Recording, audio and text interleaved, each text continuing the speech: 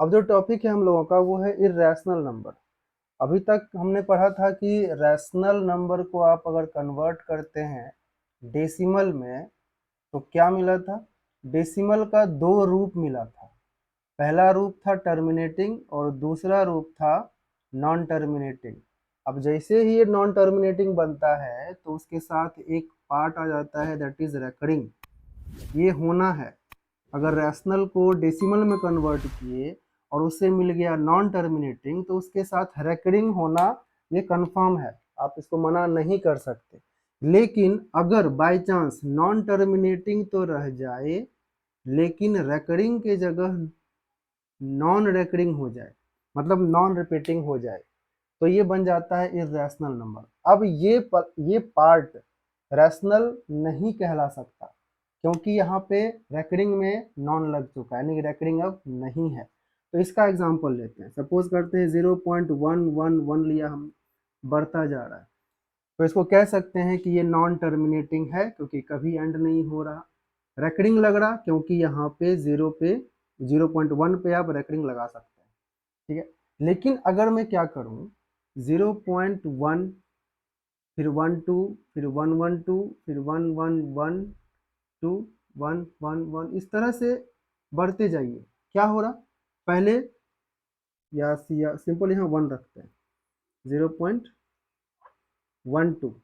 0.12 112 11 इससे क्या हो रहा, कहीं पर भी रिपीटिंग आपको नहीं दिख रहा। Non terminating okay, but recurring है ही नहीं क्योंकि यहाँ पे नंबर रिपीट ही नहीं हो रहा। यहाँ 1 2 है, यहाँ 1 1 2 है, रिपीटेशन मिला आपको, नहीं मिला।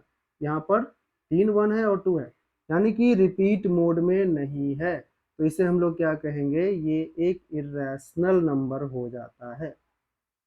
क्लियर।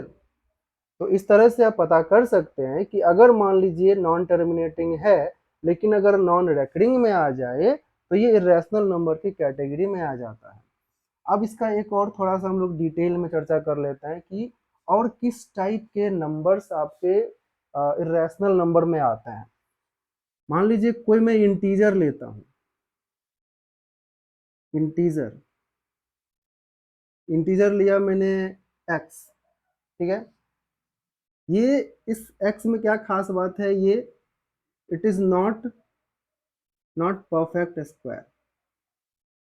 परफेक्ट स्क्वायर कहने का मतलब एक ऐसा इंटीजर उठाओ जो परफेक्ट स्क्वायर नहीं है। जैसे कि अगर आप लेते हो 4, ठीक है, तो 4 किसका स्क्वायर है, 2 का, तो ये नहीं लेना है। अगर आप लेते हो 9, 9 किसका स्क्वायर है, 3 का, ये भी नहीं लेना है। तो किसको लेना है, 2, ये किसी का स्क्वायर नहीं है। 3 5 6 7 इस तरह से आप कोई भी नंबर लीजिए जो कि परफेक्ट स्क्वायर नहीं है, तो उसका अगर मैं रूट निकालता हूँ, जैसे कि रूट एक्स, तो वो कहलाएगा इर्रेशनल नंबर, ठीक है। यानी √2 √3 √5 √6 whatever you take, all are irrational number. समझ में आ गया, बहुत ही आसान है। आपको सिंपल ध्यान देना है कि अगर रूट के अंडर में 4 है तो ये तो 2 आ गया, और 2 क्या, 2 को हम लोग लिख सकते हैं 2/1, ये रैशनल नंबर हो गया। तो इस तरह से आपको जो परफेक्ट स्क्वायर नहीं है उसी नंबर को लेना है, रूट के अंडर में डाल देना है और वो आपका क्या बन जाता है, इर्रेशनल नंबर। इतना ही आपको इसमें जानना है। इर्रेशनल नंबर में दो चीजें हम लोगों ने देखा, पहला नॉन टर्मिनेटिंग होगा, ओके, एंड नॉन रिकरिंग भी होगा। परफेक्ट, यहाँ तक समझ में आ गया। अब हम लोग प्रॉपर्टीज ऑफ इरेशनल नंबर के बारे में पढ़ेंगे। देखिए, सबसे पहली बात हम क्या करते हैं ना, इरेशनल नंबर को आई आर से लिखेंगे और रैशनल नंबर को आर से लिखेंगे। तो अगर मैं क्या करूं, आई आर प्लस, यानी एडिशन हो रहा आई आर, तो रिजल्ट क्या आएगा, आई आर आएगा कि रैशनल आएगा, हम लोग इसमें नहीं कह सकते, कैन नॉट बी डिटरमाइंड। यानी अगर दोनों ही सेम है, दोनों को ऐड करेंगे तो ये हो सकता है कि रैशनल हो सकता है इरेशनल हो, नहीं पता। अगर दोनों को सब्ट्रैक्ट करें I R minus I R, तो हो सकता है कि ये रैशनल हो या इरेशनल हो, ठीक है। उसी तरह से I R multiply I R. हो सकता है कि ये आर हो, रैशनल हो या इरेशनल हो। अगर I R divide I R करें तो हो सकता है कि ये रैशनल रह जाए या इरेशनल रह जाए। ठीक है, तो ये तो हो गया जब दोनों ही सेम होता है तब। अगर दोनों में से किसी एक को अलग कर दीजिए, जैसे मैंने लिया यहाँ पे रैशनल प्लस इरेशनल, ये कंफर्म है ये इरेशनल ही मिलेगा। रैशनल माइनस इरेशनल कंफर्म है ये इरेशनल मिलेगा। इस तरह से सबको वही रिपीट कर देना है, रिजल्ट आपका इरेशनल ही आएगा, ये कंफर्म है। ठीक है, इरेशनल।